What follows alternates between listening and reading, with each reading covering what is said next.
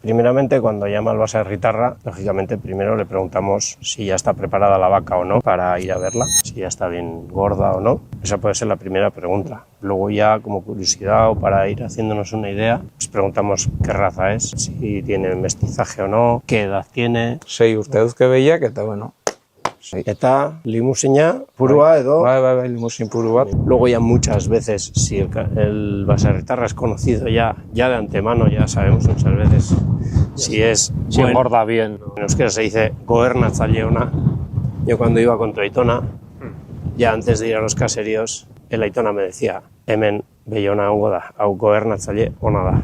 Entonces, Que no escatima al darle de comer. eso es, que las engorda bien, vacas sanas y buenas. Ya ondo gizenduta dago, ez? Bai. Lengo iraien sartu nunez, eta hoxe. Limuzina hauek grasa hartzeko ondo jan behar du, asko jan behar du. Ya muchas veces lo sabemos antes de ir.